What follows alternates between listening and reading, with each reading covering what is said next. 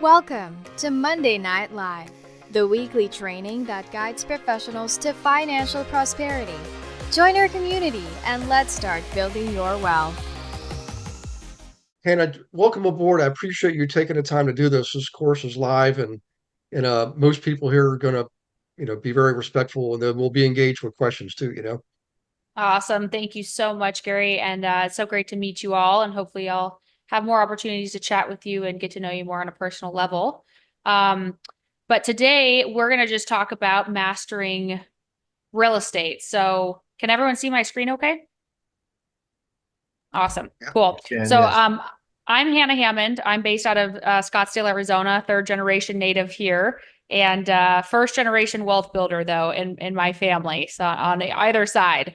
And so speaking of Robert Kiyosaki, I found his book when I was about 13 years old, his book, Rich Dad, Poor Dad. And I don't know if any of you have read that. I'm sure most of you have, but that's kind of the starting point for a lot of real estate investors. And I think he's been the best-selling author in the world for 27 years now with that book. And that is what taught me the concept of investing in real estate, owning my own business, investing in businesses, and really just not falling into the trap of the rat race like the public schools teach. And so that was where I got started on my journey. And right when I turned 18, I signed up for real estate school and I started investing. I bought my first property at 18 years old. I did get my real estate license. I didn't intentionally plan on being a real estate agent or broker. I wanted to just be an investor, but then people started coming to me and asking me how I was finding deals and how to flip real estate. And then ultimately I ended up expanding into commercial. Now I have a portfolio of residential and multifamily assets, and I also own a private lending company now as well. So, and that company is national. So today we're just going to talk about the 3 key points in real estate investing, and that's how to find deals, how to analyze deals, and how to fund deals. And feel free to stop me. There are 3 breaking points in between those 3 topics. But if someone has a question you want to interrupt me, feel free to do so. Okay.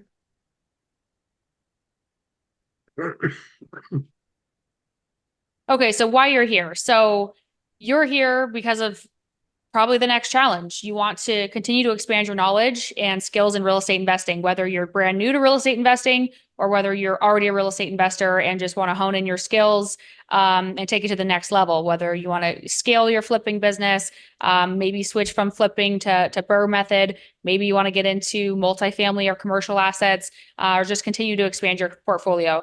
You probably want to diversify your wealth. You want to build greater wealth long-term for you and your family that'll last generations to come. Make income while you sleep so you can stop working for every dollar that you make. And you also probably are here because you want to continue to grow your passive income.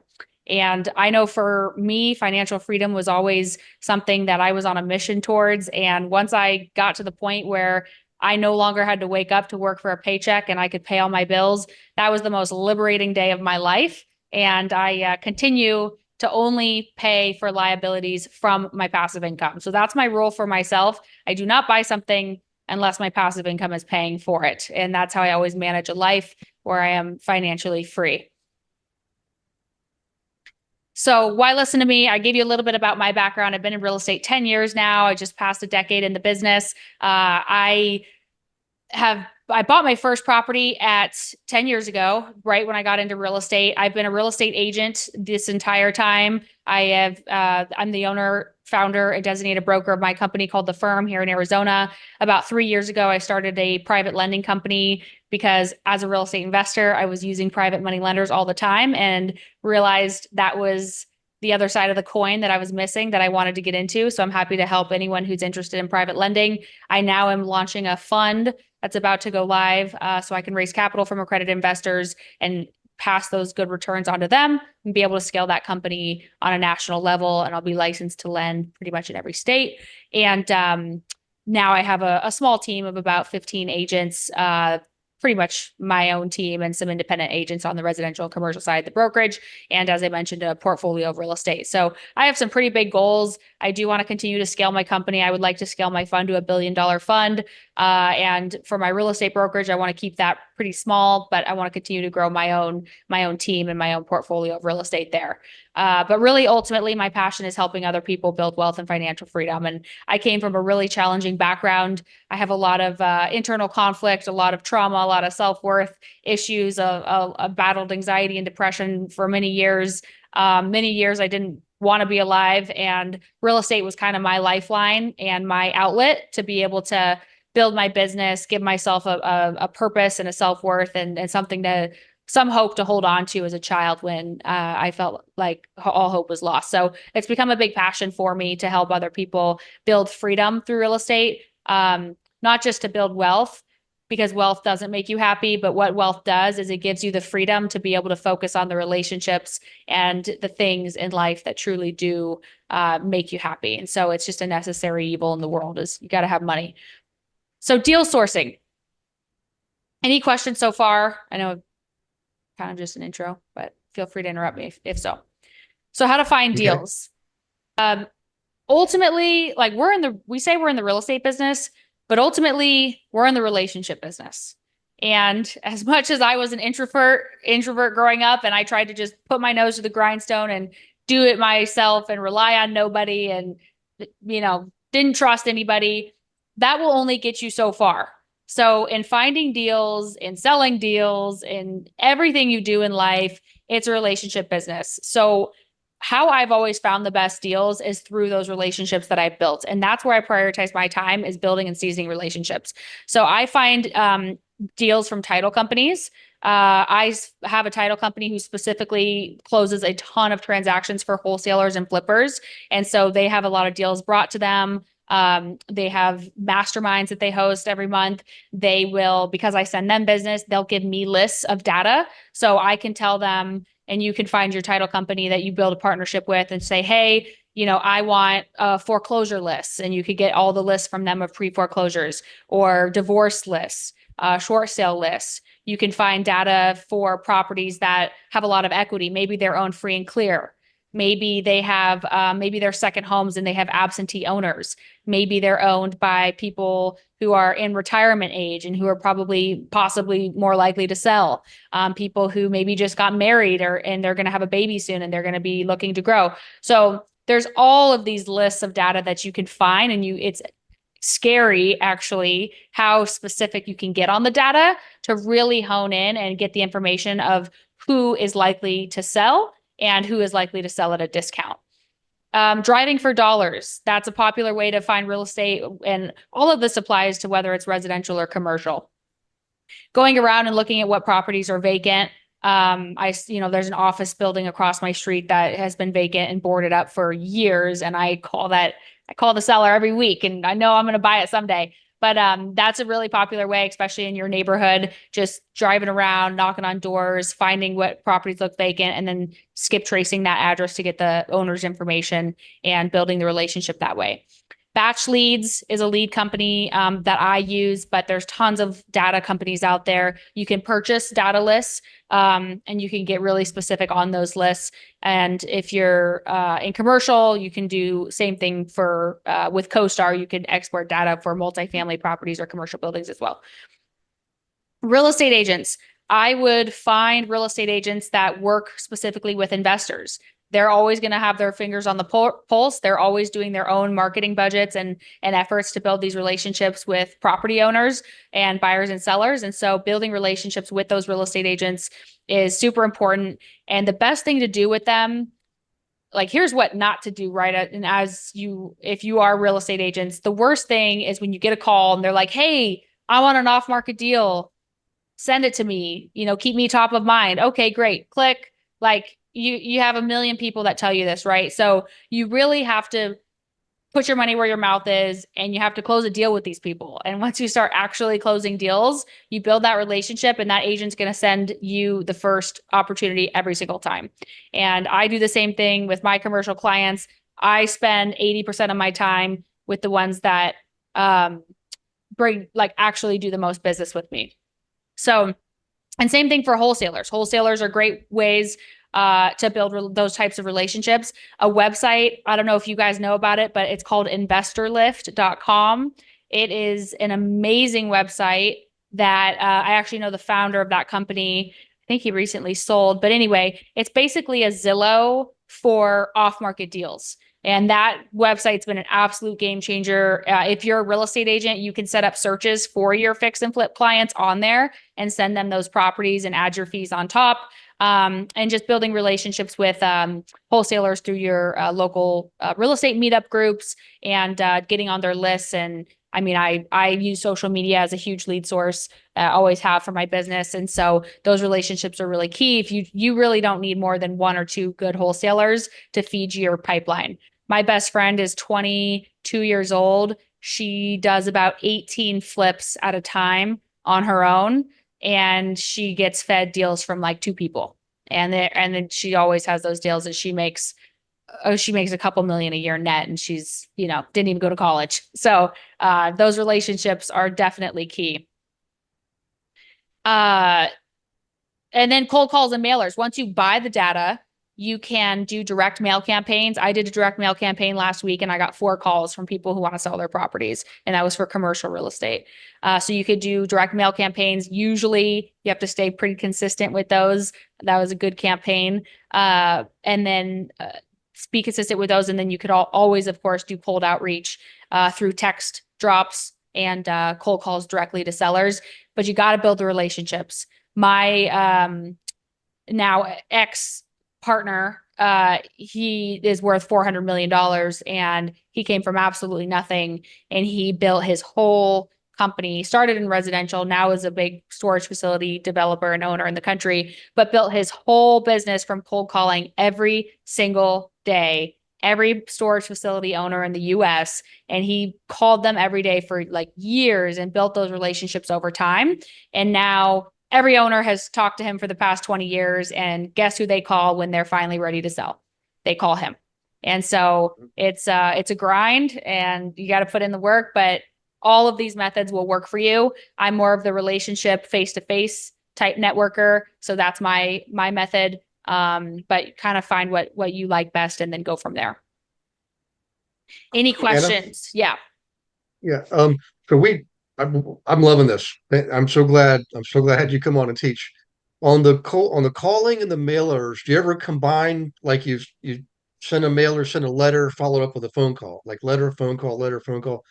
I mean, I've also seen other people, they call first and then only send letters to people they speak to. But I'm like, I just don't I'd rather send the letters first and then have the conversations. It makes that first call a lot easier. But have you ever combined the two, or what's your thought on that? Yeah, I like to send the letter first because then it gives you a reason to call. Like, hey, just want to make sure you got my letter, wanted to follow up. It builds that rapport right away. I handwrite letters. Well, I pay someone to handwrite letters to even handwrite the address, not print the address, not make it Yep. look like it's handwritten, like actually handwrite it, actually put a stamp on it. My ex-partner who is worth 400 million and has a 300 million of that has been raised capital from investors. He would even go a step further and he would put a purchase contract in the letter, handwrite the letter, and put the check for the earnest money, a real check, handwritten check in there. Yep. And like that is the thing that nobody else is doing. And so what really is setting you apart? People don't want to be a number. People want to work with people. And if you're willing to take that extra step and do that, and then call, follow up, say, hey, did you get my letter? I wrote you one last week. I'm, looking to expand I'm a local here in the area and I'm looking to expand my portfolio. Would you ever be interested in selling? So I agree. Letter first, then call, then text. Slide broadcast is great for texting and ringless voicemail drops are one of my favorites too. That's a great way to leave a customized personal message. You could do that through slide broadcast. And there are companies that you can hire to handwrite letters as well. And you could also pay young kids, high schoolers and stuff that are really cheap labor. So those are some tricks too. Well, I love, we also do unsolicited offers, and I got that from when I was in the commercial world. that was more of a common thing, just send an unsolicited offer. Then we brought it into the residential side because I figured most of our investors are buying, 2 to 4 units and flipping and stuff like that. And it's just repetition is the mother of learning. So everybody listening here, I just want you to know something. I did not discuss this with Hannah ahead of time. That's authentic, genuine, right from her own brain and her heart. The mailing, the phone calls, unsolicited offer, handwriting the name and address. I mean, I'm telling you, and I've been in the business as an investor for 38 years now, and as a broker for 22 years. And I got one of these the other day. Okay, I don't know if you can see that in the outside, the envelope, the name and address was handwritten. I'm like, I opened it, and I'm in the business because it works. And I kept it here because I'm going to call them and thank them for that, for basically affirming what I've known all along. You're going to have 100% open rate or close to it if you handwrite the recipient's name and address. The only way your letter has a chance is if the freaking envelope gets open, right? And then if you have the right letter, the right wording, where it's all about them, you, them, not me. They don't care about your credentials. What they care about is their property and themselves. Make it about them, make it short and sweet. For Hannah, we cut out the letterhead. We don't say the same old thing. I want to buy your house. You know, we basically box them in using embedded commands and in the words you and your 11 times in 5 lines. Mm-hmm. You Yep. know, and then we can say, hey, yeah, I'm gonna send an offer over. But sometimes we do unsolicited offers when we need it. We need to, we have such demand and a low supply. We'll do the unsolicited offer. So, hey guys, if you got a Yeah. question, don't let it be just me. I'm the teacher. You're here to listen to Hannah, not me. So ask your questions. Yeah, and something to add to that too is sometimes I'll go so far if it's really a property that I really want. I'll go so far as to do background research on the owners, and Mhm. I will include that in the letter and build trust and rapport. Because you could find information on anybody, like literally anything, like where their kids go to school, where they're from, if they served, what they do, what their kids' names are, if their grandkid, like you can find any information. And so if you make it personal and you do what no one else is doing, then that makes all the difference. And yeah, it takes time and it takes really thought and care, but that's the personal touch that'll allow you to build a relationship from a cold outreach. Yeah, it's amazing how the best way to do things often looks like it's the grunt work, the labor, manual labor, hard work. But the irony is it's usually the most direct way to get transactions, you know? Yep. Yep. It is. Hannah, Okay. Oh. Yes.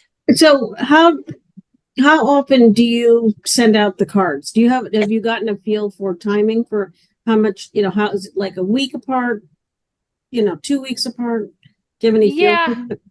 It's up to you. I mean, I would say every couple weeks. I think there's no like direct science. It's kind of an art, and it also kind of depends on your other follow-ups. So if you're just doing mail campaigns, you're probably going to want to do those more frequently, so you're touching them more. If you're doing a mailer and then a call and then a ring, a voicemail drop, and then a text, you might want to do like one each week. So you don't want to bombard them with everything all at once and annoy the hell out of them, but Mhm. touch enough to where that you're top of mind. Okay. Perfect. And also it gets pretty pricey if you're doing all that every week. Yeah, and I mean, I don't know how you feel about video, video text, a short message. Hi, me. It's how that resonates with home sellers. I love video text. Yes. The difficulty is technically if it's a cold call, you're not supposed to cold text people. There's more restrictions around texting than email, I guess. So that can be a little bit trickier, but yeah, if you can build that rapport with them, then video is always best. Okay. Thank you. Or even voice message too is really good. Mhm. I probably would voice message first and then branch out to video. Yeah. Hi, I just want to take a moment to thank you for watching a recording of the Monday Night Live class. Hope you're getting a lot out of it. I'm sure you will. I wanted to let you know that, you can come to Monday Night Live whenever you want, but you can also participate more with the team.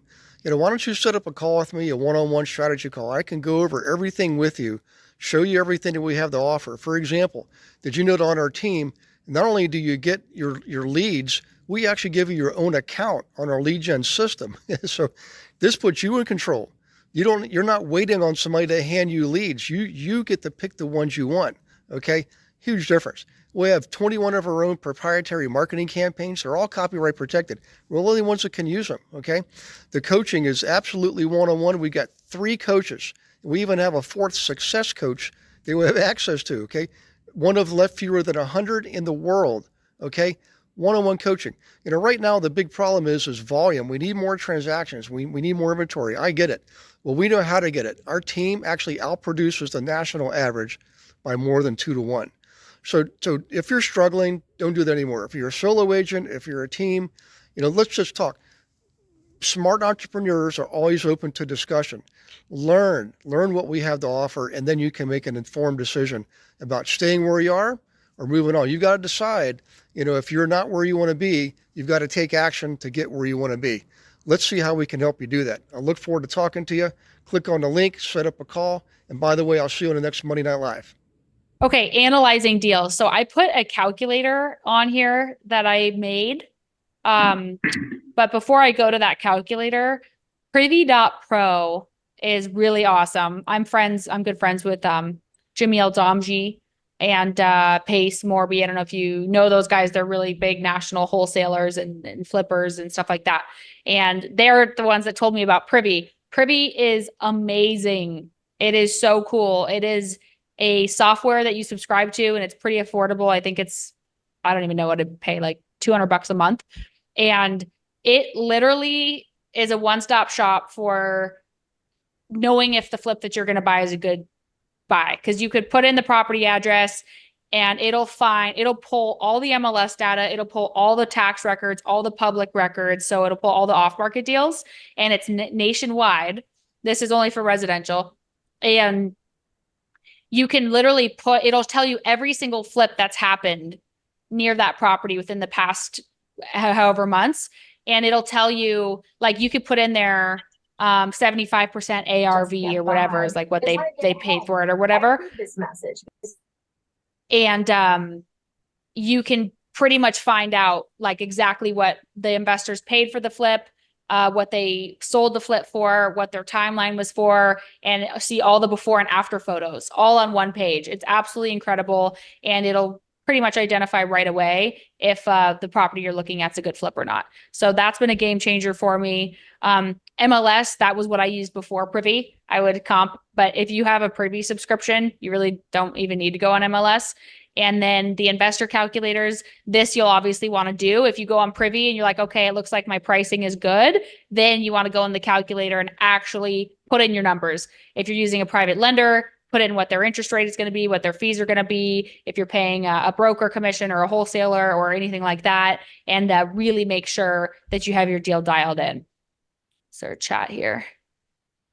What is the amount of earnest checks sent in the mail? Just depends on the deal size. So the question is, what is the amount of earnest checks sent in the mail? Are you asking like the dollar amount of the check? Les, you can unmute yourself if you want, Les.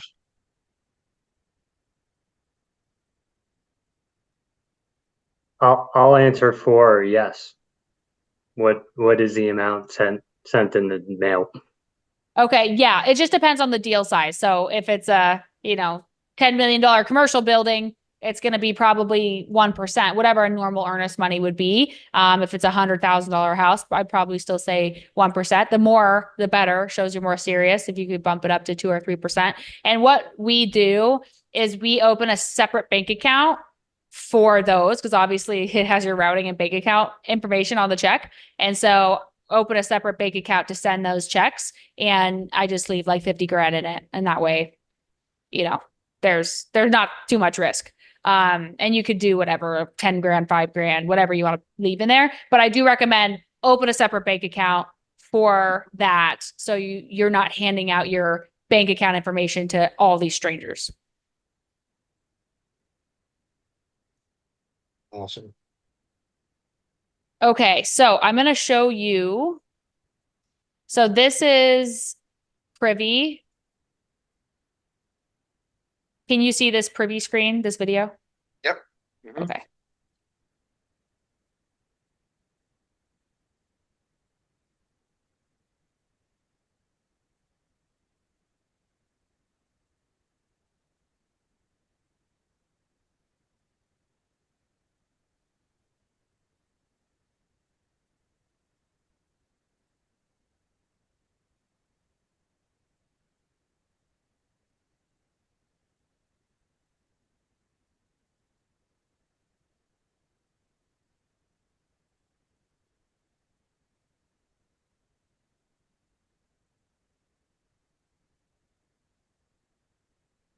Hey, now your account here, is it a national account or do you have to pay by location? It's national. Awesome. Yeah, it's amazing. And you could reach out to them and they'll do a demo with you, but it's really, really, really good stuff. It takes all the guesswork out, and I don't get paid by Privy. I just I did a demo and I started using Yeah. it, and it's life-changing. Although they do have an affiliate program, Gary. Yeah. Oh, yeah. Yeah, Okay. so it's a great thing. I definitely recommend you reach out and do the demos, do the demo for it and start using it. So here's my fix and flip calculator. This is just an example. I have a flip deal analysis and a bird deal analysis.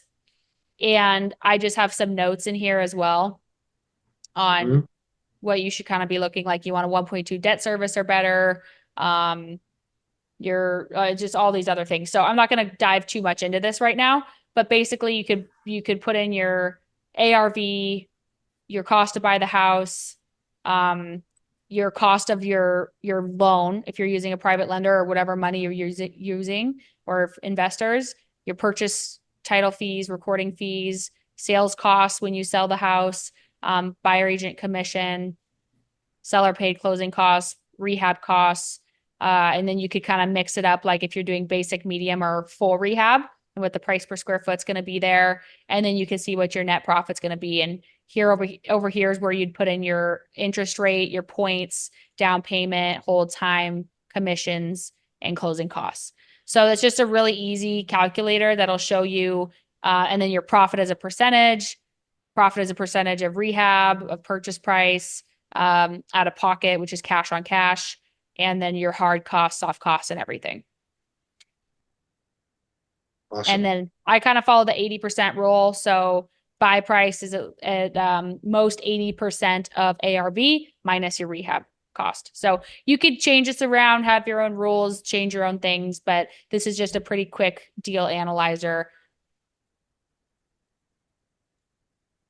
What would you say is your average net return before, EBITDA, before taxes, after expenses on your average on your flips, Percentage wise, Yeah, or just like a dollar amount? a percentage. So I'm a holder. I'm not really a big Oh, flipper. okay. Yeah. I'm more of Okay. a burr. I do more burr model. So Awesome. yeah, Hey, that's the game right there. That's what I started doing. I was buying little multifamilies, and I never even considered flipping a house till about 5 years in. And I'm glad I waited, because when I started flipping, I knew the business, I knew the market, I knew exactly the neighborhoods, I even knew the individual houses. And so I never had a bad flip. I mean, some of them didn't go as good as I wanted to, but I think my thinking is, if I just started out flipping first, like a lot of people do, because hey, I'm going to flip, then I'm going to make some money, then I'm going to buy some rolls. They almost never did it. You know, they would keep flipping because it's addicting, or they would make a mistake and then it'd be gone forever. You'd never see them again. But the people to start off with the rentals, built their portfolio. It didn't matter what happened. It's just like Robert Kiyosaki says, that's your foundation. The holding is the foundation upon which you build other businesses. Exactly. And that, so I mean, the number one advice I always give everyone is you need to make earned income first, right? You can't, your rental properties aren't going to make you rich. You need to get rich and then put that into investments to save on taxes and build long-term wealth. But the income from them is very minimal. It's not going to get you rich. And so for me, I used selling real estate as a real estate agent to make my large amounts of income to then go invest in assets, value add, hold them, rent them, and build my passive income. Yep. Some people, they don't want to be a real estate agent. They would rather flip or wholesale to make that earned income. And then, but the thing is, you can't forget to invest in the real estate and hold the real estate. And so a lot of people I know, their biggest regret is flipping everything and not holding it. And they get so addicted to the money, you know, and the cash. They're like, oh my God, I have all this cash profit in here. How I should just sell it. And then looking back, they're like, well, I probably shouldn't have done that. So you need to make the money, but don't forget to invest. You have to invest that money into long-term holds because you have to use cost segregation to keep the money. Otherwise, you're paying short-term or you're paying ordinary income tax on your flips. And then you're at like a 48% tax bracket. And that's pointless. You're just giving money away. So you want to flip, make the money, and some of them you want to hold cost seg so you don't pay taxes. And then you compound your wealth much, much, much quicker. So I know I don't pay taxes. I never pay taxes. I don't think I pay more than like 20,000 a year in taxes. And I make, you know, multiple seven figures. And that's been my strategy the whole time, except instead of flipping, I've been selling real estate to make those big checks. And then I put that into assets. I value add the assets and then I cash flow them.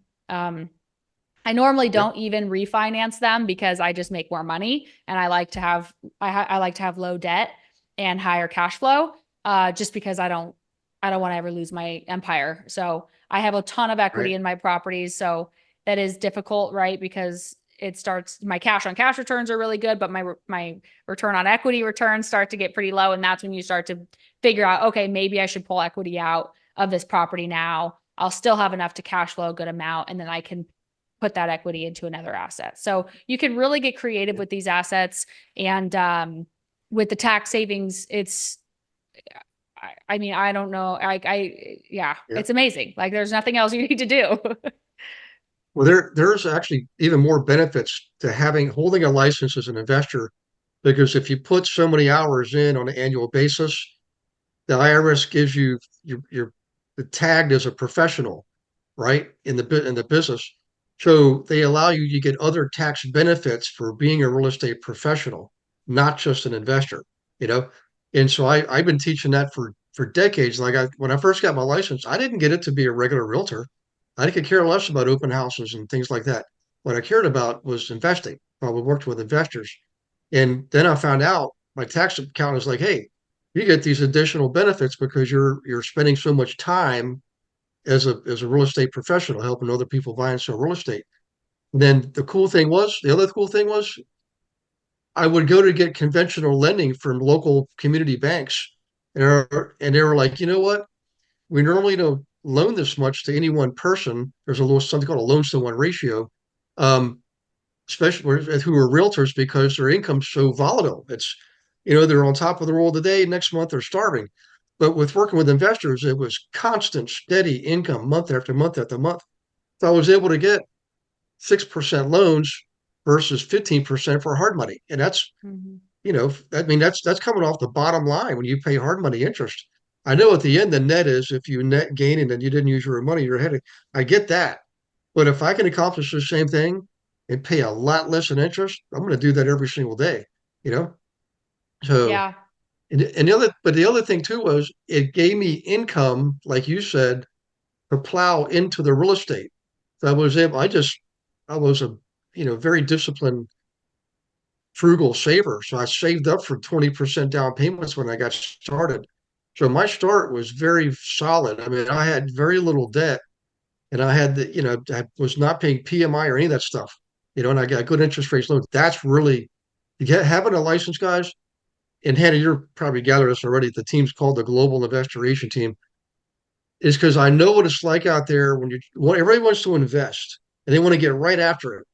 But the problem is if you don't have the capital, you're going to pay one way or the other. You're going to do hard money loans And if something goes wrong, I mean, they're not going to just be nice and, oh yeah, you can pay me next year.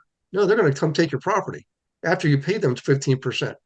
I mean, the bank will too, but it's not going to happen as easily. And if you have that income coming in, now you got multiple streams of income, investment income, business income, and chances are you might have three or four more. You're a lot safer when you have those multiple streams of that income. That's why I preach so much. Use your license, do the letters, do the phone calls, get the deals, even the ones you don't want for yourself. Just get the deals for your clients so you have the income coming in. That'll give you confidence, and get you keep your head in the game. For I'm going to shut up because I want you to keep talking. but No, this that's class, all true. I knew it was going to happen. I knew this was because you're doing it the right way, you know? Thank you. I appreciate that. And yeah, Yeah. it's fun. And that's the thing about real estate is it's so creative. And whether you're on the investor side or the agent side, I mean, what blows my mind is how many agents don't invest in real estate or even own a home. It absolutely Yeah. blows my mind. And the thing is though, too, and this is why I started my own brokerage, is no brokerage taught me about cost segregation or tax savings or investing in real estate. They taught all they want to do normally, most brokerages, is keep you selling real estate and living paycheck to paycheck forever. So you stay at the brokerage and they keep taking their cut, right? So they don't want to teach you financial freedom because they want to keep you trapped.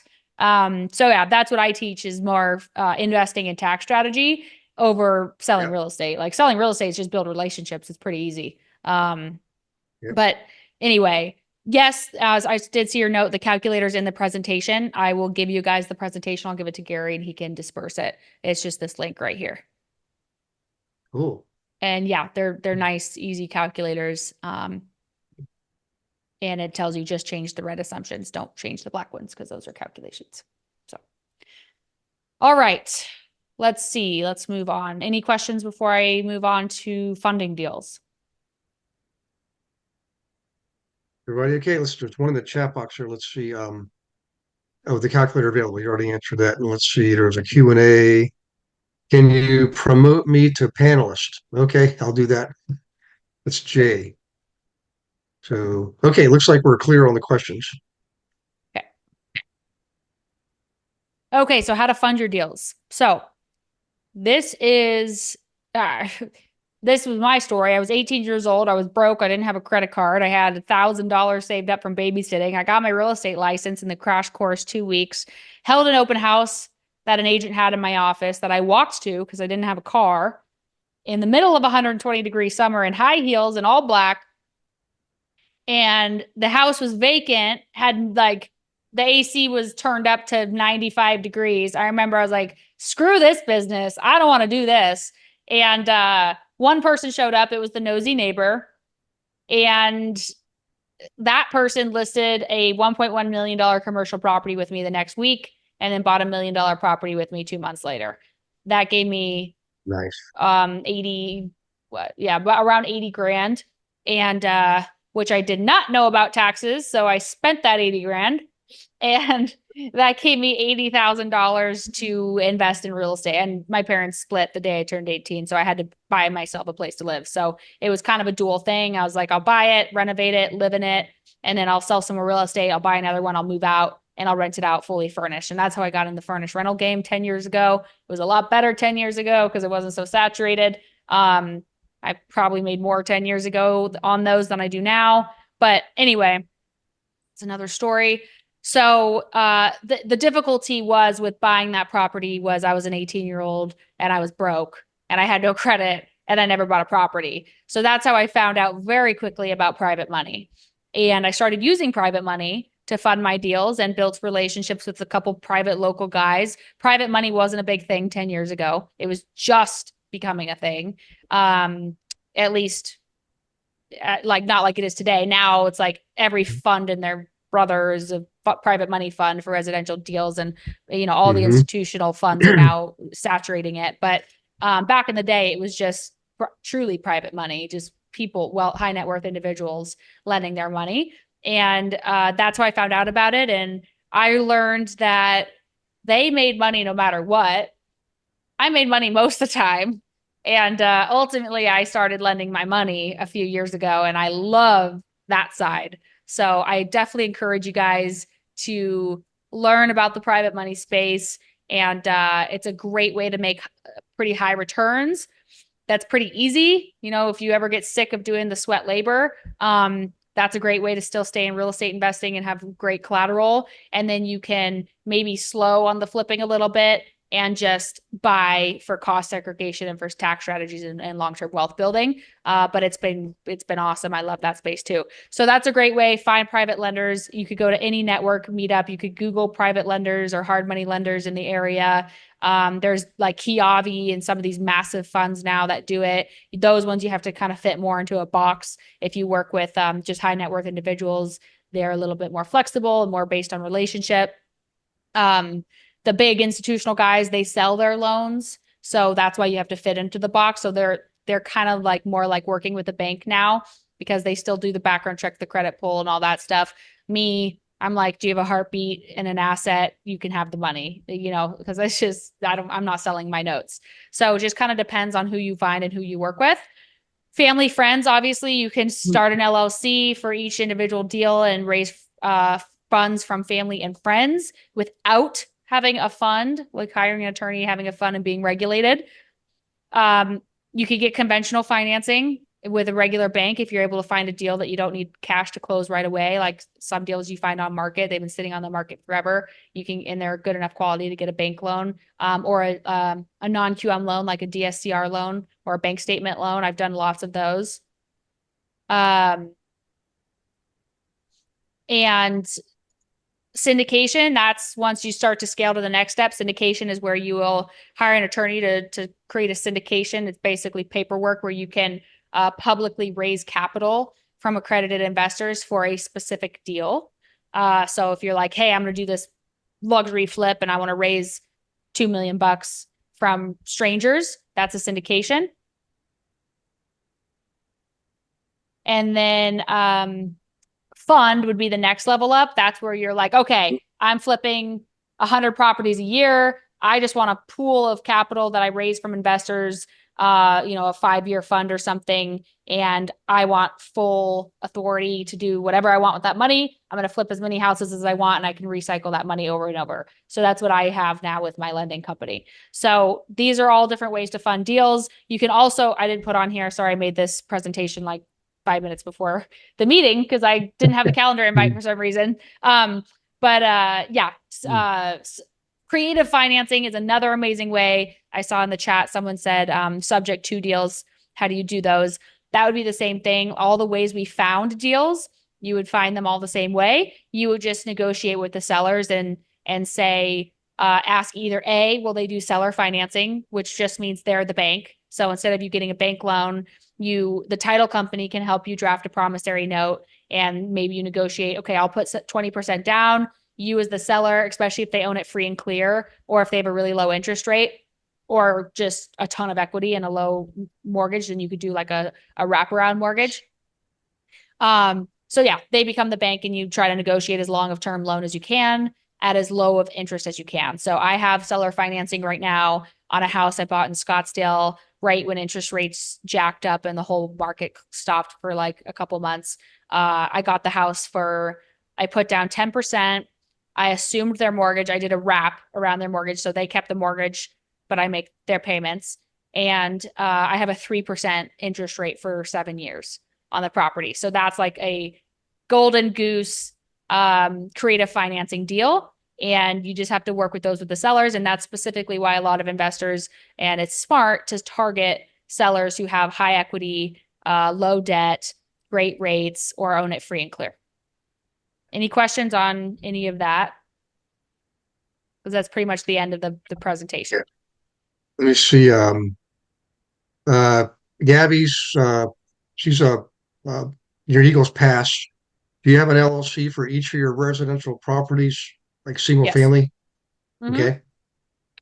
Yeah. So there's a trick that I do. I always buy one property in my name so I can get the $250,000 2 out of 5 year primary residence tax deduction. So I do that little trick. You don't actually have to do one every 5 years. There's exemptions and exceptions. You could do it more than that. So like right now I'm selling a property. I have about 250,000 of gain in it. I'm selling that. I kept that one in my name because I knew I was going to do it with that one. And that's $250,000 of tax-free income I have on that property. And I have a ton of equity tied up in there. So that is a case where I will sell. Mostly I will buy and hold, but there are times like that where it makes sense to sell because I can go make a better return on the equity from lending it. And the money I don't have to pay on taxes on that one is amazing. So it just makes sense for me to sell that one. You can also, other than that, yes, I buy everything in its own separate LLC. And then I have those in a holding company. So I have multiple layers of protection. And then you could get into trusts and all that stuff, but I'm not going to get into all that. But anyway, you definitely want to do that. Don't have the stuff in your personal name. I usually just make it the property address and then have my holding company own it. So I still don't personally own it. And then that way they're investment properties, and then you can cost segregate them if you decide to hold them. Cost segregation, because you're a real estate professional, will give you huge write-offs against your ordinary income. It doesn't have to be just against your rental income. It could be against your flip income, your real estate sales income, any other income in your life, honestly, if you're a designated real estate professional. Yeah.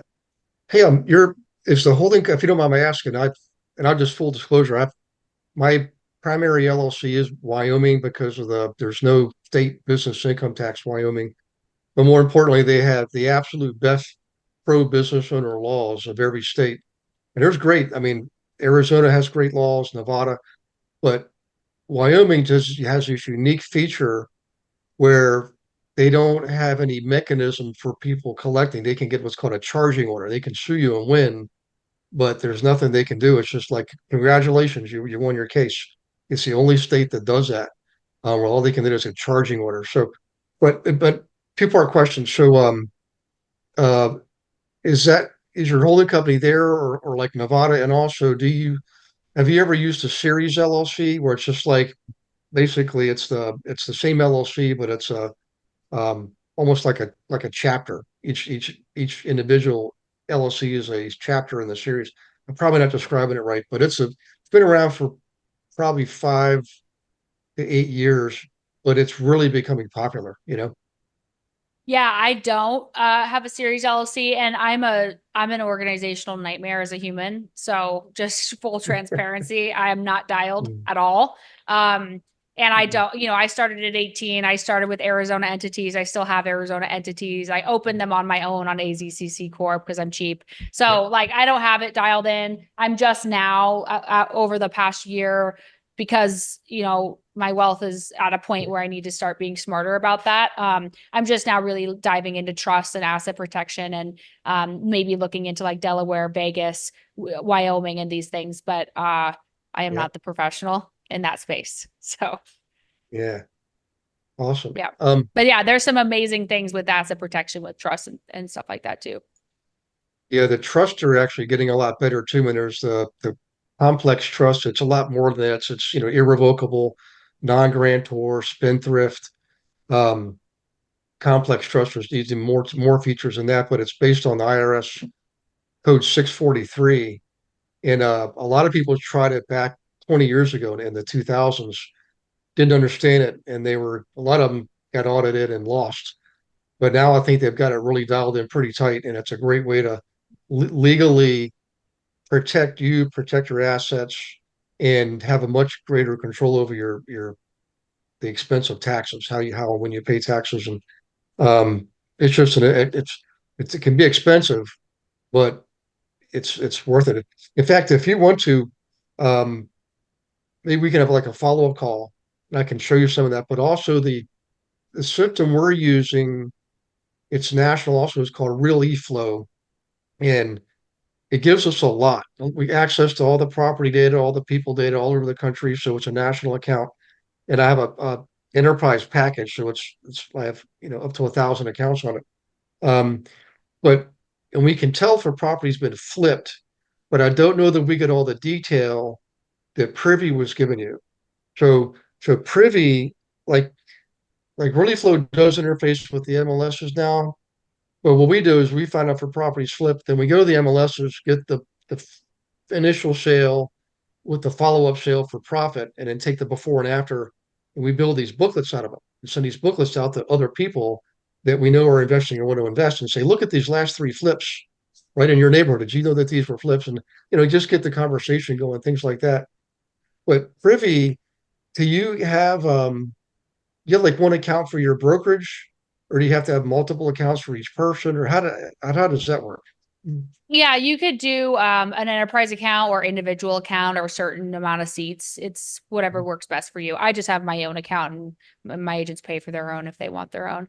Yeah, Okay. but it's amazing and it does all that legwork for you. You don't need to Yep. leave the software.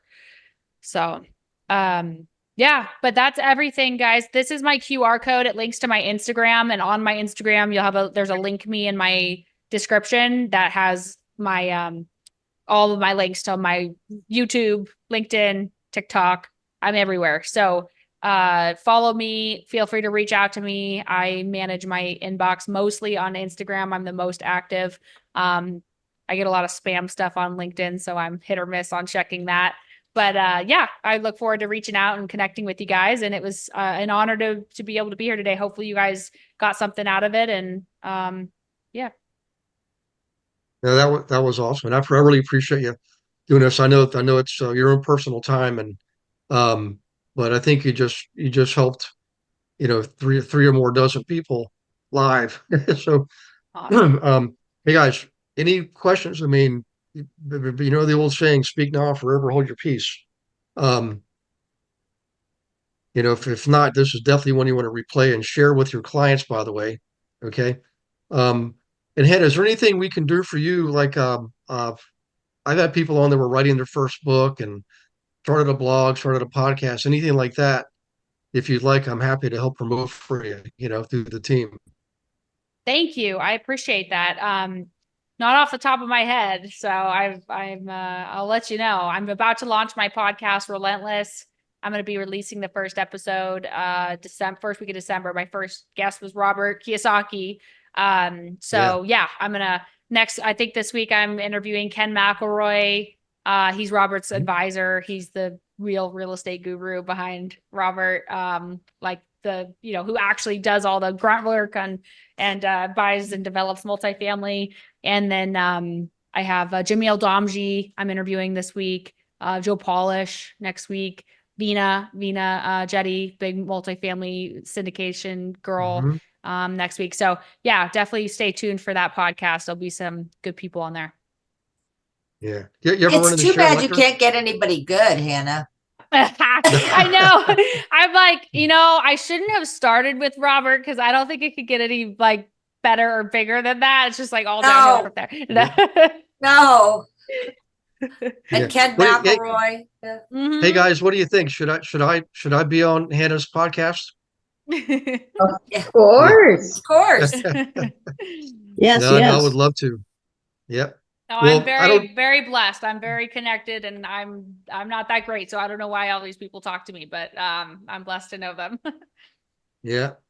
Well, for what it's worth, there's no way Robert will. I'm sure he will not remember me, but ask him if he remembers the Go Abundance Brothers event he was at Lake Tahoe in 2016. I think that was the year it was, and so we all got to spend the day with them, have dinner, and get pictures, all that kind of stuff. And I just spoke to him briefly, but I said that what I said was, I've been following you for whatever it was, 20 years, 15, 20 years, and I went from right, Yep. employee to S self-employed, B and I investor, and then B business owner. And I said the irony is like, and you said it beforehand, I really wasn't making a strong cash flow for my rentals. I was making a cash flow, but it was my foundation. What turns out was the businesses I was building were making a lot more, and it's a lot of fun to build the businesses. And he looked at me and he said, "No, you're doing it exactly right." He said, "If I don't make it clear enough, the real wealth ends up coming from the businesses that you build. And it's even more fun when you sell them and get residual. I still get residuals coming in from businesses I sold 12 years ago. And I just, it meant a lot to me when he said that because I wasn't sure. I was just kind of just going after it. I was just like a bulldog, just charging forward. And it really helped me relax a little bit. And I was making a lot better, more strategic moves, like building this team. I mean, this was a dream come true, something I've been wanting to do for 20 years, but I couldn't figure out how to do it in a franchise model. It just doesn't work. And when EXP came out, I didn't even know about it until 2017. And I said, nah, I'm staying where I am. It wasn't until later one of my friends said, you don't understand. He said, you're not listening and you're not learning. You need to understand this model. It's an organization model, and you can grow your team almost overnight. That's exactly what happened. And this was, I don't know if there'll be anything after this because quite frankly, I'm still get excited today, just like I did 4 years ago. I mean, it's just, we got a lot more growth to do, and it is fun. This company is so entrepreneurial. It's like an entrepreneur's playground. So these guys all get to build their revenue share, stock income, commission income, and hopefully investment income. That's really why I've the ultimate aim for me. And that's why I really liked you when I met you and what you were doing, because it was exactly how I got started. I just was basically solving problems. I got my license because I couldn't find an agent that could help me, you know? And I built the brokerage because none of the brokerages were teaching their agents how to invest. That's all I was doing, was just solving a problem.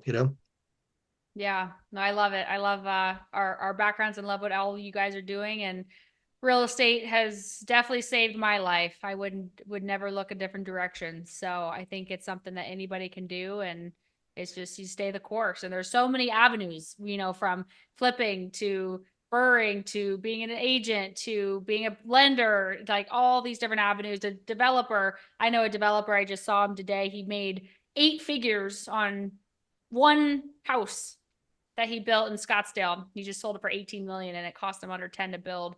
It was like 7 million to build it. So yeah, it was just stuff like that. It's absolutely crazy. And I see people that then they get into commercial and they start same model, bigger numbers. So it's just so fun. It's unlimited scalability, and you can keep it Yep. small and simple and sweet and just have your freedom and your easy life, or you could build it to multiple billions and be the Grant Cardone. Like, it's whatever you want. The world's your oyster. Yeah. Well, I'll tell you what, if you ever Google or run across or go visit called the Little Chapel, and it's in Paradise Valley, and the two ladies that run it, they both were nominated for the Nobel Peace Prize like 30 times. And they used to be actresses in Hollywood, but I met them. I've been to their church a number of times, and they actually had me get up and speak one time.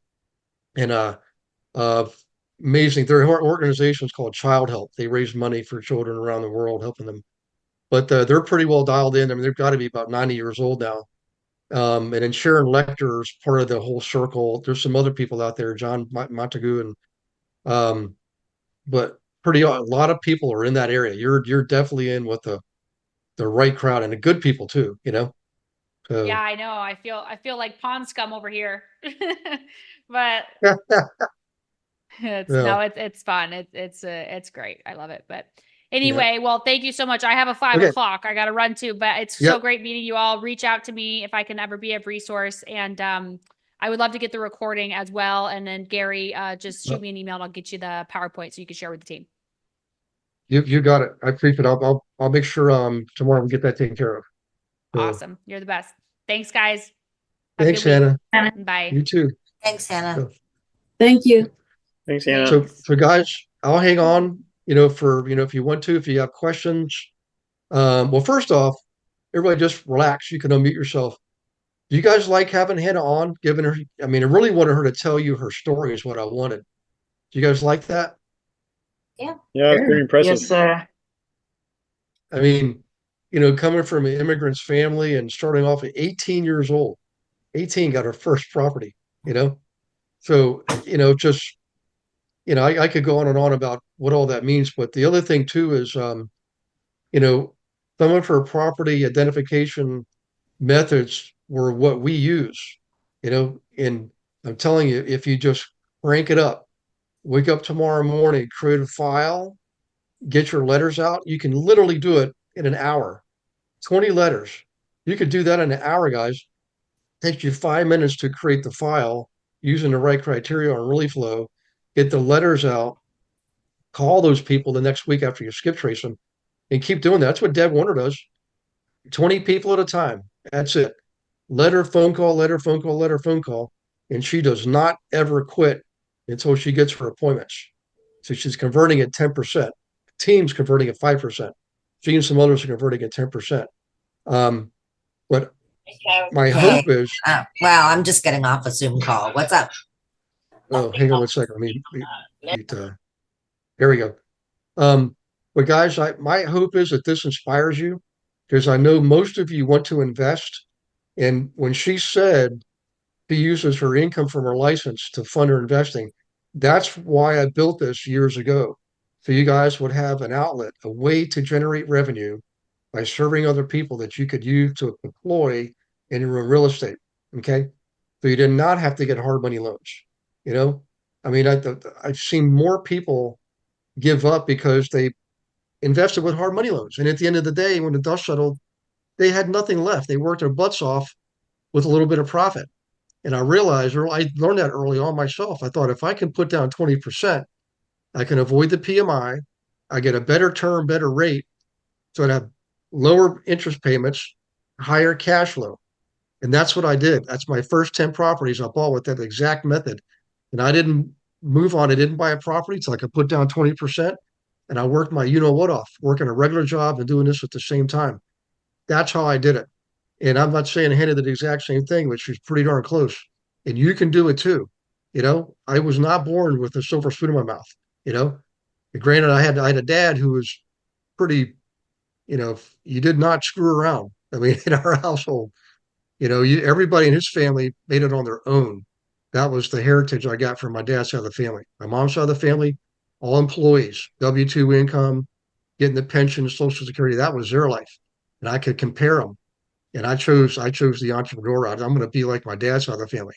Those people own their own airplanes, But nobody in that side of the family was given anything to start with.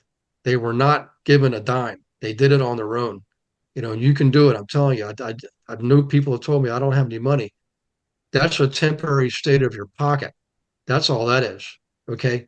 But when you have the mindset of success and you're determined, you're disciplined, right? You study, you listen, you learn, and you help other people, good things are going to come your way. All you got to do is wake up and get started, you know?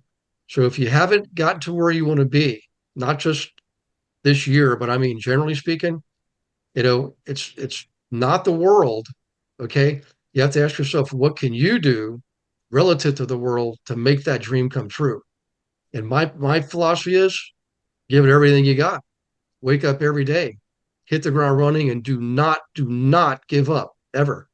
You got to hustle, relax on the weekends. But during the week, when you're away from your family, your kids and your spouses, you better be hustling, okay? Because your family deserves it. Does that make sense, guys? Yeah. Okay. 100%. Well, I appreciate it. That's my preaching moment for today. I knew I was going to get like this when she came on to class because when I listened to her the first time, it just made, there's always somebody out there that's doing better, but let them be an inspiration to you. Don't let them get you bitter because they have something you don't. Let them inspire you. Okay. Because if they can do it, you can do it. And I'm living proof, So, in any case, enough preaching. Who's got some challenges you need help with? Clients, transactions, things like that. Well, you got me. It's only 6 minutes after 8. Everybody doing okay? If nobody's Kurt, gonna say anything, well, are you gonna say something, Kurt? Me? Yes. Oh, no, I'm good. Okay, Gary, I have so many questions, but Yeah. I'll kind of talk to you tomorrow anyway. But the thing about I liked what she said about, and like you said about using your own money, building your own capital, because if not, the deals don't happen, or some of them don't happen, and so just because that percentage of the loan you have to give. However, my question, and maybe a lot of people here have these questions, what I asked about the LLC. Like, Mhm. what do you use? Yeah. So I started off using simple LLCs, and I didn't have one LLC per property. Everybody has a different risk threshold. So Hannah may be very risk averse. That's why she's putting one property per LLC. But when I got in the business, I was already in my 30s. She was just still essentially a kid, So I already had developed a risk threshold. And my philosophy was I'm gonna put no more than $1 million in any one LLC. So when I get to $1 million in holdings, I set up the next LLC, right? That's what I did for years. Now each of the businesses I set up in a separate LLC too. So you always want to separate business entities from ownership entities, real estate ownership entities. So your real estate should, if you have an LLC that just holds duplexes and triplexes and fourplexes, that's all you want to put in there. If you have a separate business you're starting, like technically each of you should have an LLC right now for your commission income. And at the tax time, you elect the box, you check the box, pay taxes as if you're an S corp. Okay. I'm not a tax attorney or an accountant. I'm just telling you, I've never heard an accountant ever tell me anything different. But do that. It's very inexpensive. Just like Hannah, I paid for my first LLC to get set up, but everyone after that, I did it all myself. Okay. But it'll give you certain rights according to the IRS code if you just simply set up an LLC, run your commissions through your LLC. So EXP or whatever brokerage you're at will pay your LLC. Okay. And then your LLC pays you. All right. And there's other things you can do. You can set up what's called a Roth 401k. You know, and if you're over 50 years old, you can put up to $30,000 a year in a Roth 401k. And that money grows tax free. Okay. So, in any case, so there's things like that that you can do. Now, the Series LLC didn't come out till later, much later. That was probably, I'm going to guess, 8 or 10 years ago. And a Series LLC is just like it sounds. It's like imagine a cascading effect across your screen. Like you set up the one LLC, and all the others are just mimicking that, like mirror images of the first LLC. You can do one per property, whatever you want to do, but you don't have to recreate. You don't have to file every time you'd use a Series LLC. It all uses the same original filing. So it's a time saver, management saver, and it gives you a lot of all the rights and benefits. Okay. Um, Now, most of us don't live in Wyoming. In fact, I don't live in Wyoming, but my primary LLC is in Wyoming. Okay. And I funnel everything through that ultimately because Wyoming has no state business income tax. Okay. Now, if you're lucky, you might live in a state that has no state personal income tax. Well, that's why I chose Florida. Florida has no state personal income tax. So what I've effectively done by utilizing federal tax code and state tax code in two states is I've eliminated the necessity to pay state taxes. Okay. I only pay federal taxes. Um, and if you want to go a little bit deeper, because I've chosen to write books, and my first couple of books were probably not good at all, but I wrote them. I put all my content in there and I kept writing books. And then what I was able to do, I'm going to create a training program. So I was able to give all of that intellectual property to that primary LLC. So when all the income comes into the LLC, I'm not paid a salary. I'm not paid an hourly rate. I'm paid royalties, royalty income, because everything I do in life now, I'm leveraging what I've written about, coached, trained, taught for other people. So technically, that becomes royalty income based on intellectual property. Well, guess what kind of income is royalty income? It's passive income. It's passive income. You don't pay FICA on that. You only pay income tax, not FICA. So it's another reduction of about 15% legally, become 100% legal, So a couple of years ago, Gabby, I've had 8 people on the team here. Some of them are on tonight. Actually, 2 of them sit right next to each other. Lisa and Andre helped me write a book about the team, Global Investor Agent Team. And they can technically use that and consider that intellectual property, right? And have at least a portion of their income funnel through an LLC that now owns the intellectual property. and pays them a portion of their income in form of royalties and reduce their tax income. Okay. So you can do the same thing. You buy next time you buy a property, write a little book about it, you know? So and writing a book is funny thing is I thought it was this big, giant, daunting task when I first time I wrote one. Not even close. I was done in 3 hours. The first book I was done in 3 hours. Then I had 3 months to play with because I thought it was going to take me 3 months. So I wrote 4 more books, you know? So if you're ever interested in that, you need to let me know on one of our strategy calls and I'll show you the ropes on how you do that. You know, it's an actual process you follow, just like you learn how to get your real estate license. There's a way you write a book, a method that you follow that anybody can do. As long as you can put two words together and form a sentence, you don't have to do that. An editor will take care of that for you. You can record your book. You can speak your book into existence, get it transcribed, right? Pay somebody like I do to format it correctly. There's your book. You get an IHBN number from the Library of Congress, and you've got your real book. You can even put it on Amazon if you want. Any case, but back to the properties, guys. I started off investing before I had my license, and I used my income from my day jobs to do that. I saved and saved and saved, and I was disciplined. In spite of all the pressure all around me as a young man to spend my money, buy cars and buy boats and all this stuff, you know. And my first car was a hand-me-down from my dad, 73 Buick Skylark. Man, it was a green hunk of junk. And but it worked and I didn't care because it was free. Right. And I drove that till the wheels fell off. And then I didn't buy a nice car. I could have bought a much nicer car. I bought a little Chevy S10 because I wanted to have the truck bed to haul stuff around, right? When I'm fixing stuff. Because I did everything myself for the house, the car, everything. Did it myself. Save, save, save. Next thing you know, I had $50,000 in the bank.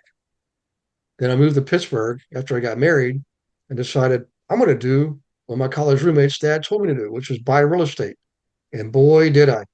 That next year, I went out and bought 10 properties. I used that money. Then I got a home equity line of credit on my own home.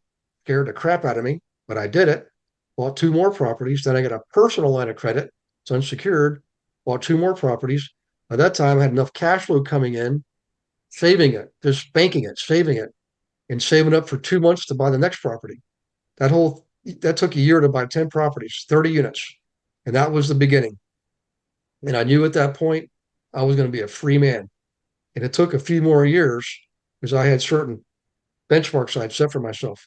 For example, I wanted to be able to have at least 4 properties, 4 projects going on at the same time, either purchasing, remodeling, refinancing, selling, renting, whatever the case is. And I wanted enough cash flow to meet my day job. And when I had those 2 things accomplished, I left. It took 6 more months to have the guts to leave, but I did it. And that was the scariest day of my life. It's also the most exhilarating day of my life. And I know, and nobody gave me a dime. I didn't inherit anything, nothing. You know, I was so intentional about it. I was so determined to do what Sock's dad had done. Sock's, his name's Socrates. His father, there was a Greek family, and he's one of my best friends. His dad helped us get our first house, by the way. Never gave us a dime. Just showed us how to structure that deal all those years ago. That was, if there's a lucky break, that was my lucky break. And my college roommate had a dad who was an investor, and he helped us learn the ropes without, paying a lot of money and making mistakes. So that was my first lucky break, first house. And after that, it took a while, but I'm telling you, that foundation got me through a lot. You know, broken back, divorce, you name it, a major recession. Thank goodness I had those properties. You know, so in any case, that's probably the short version.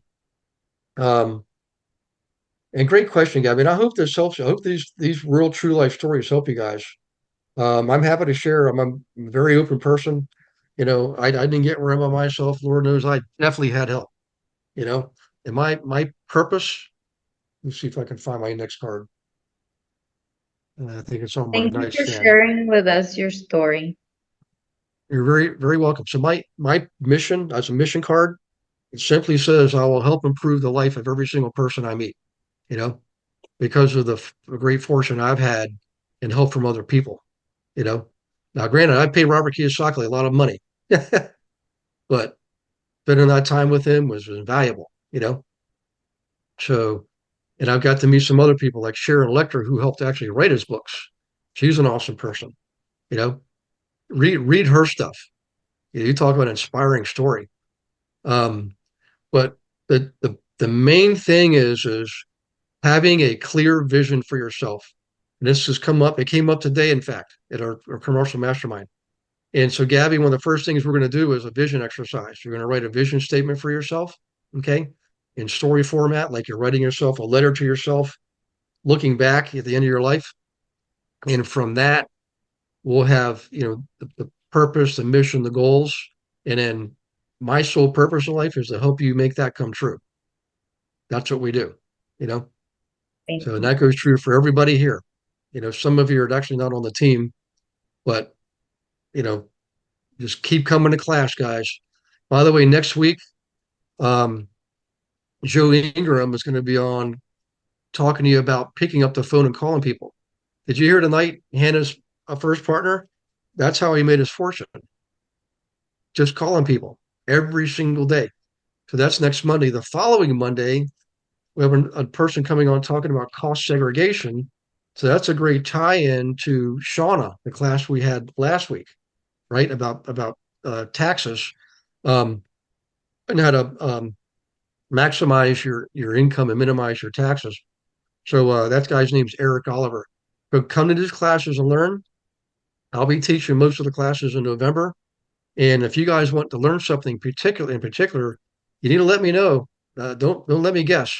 Um, send me an email, send me a text, set up a strategy call. Tell me what you want to learn, and I'll prepare a class for it. So, whoo, I'm getting exercise doing a nice class. This is good. You know, it's funny, guys. You can't see, but my legs are going like this.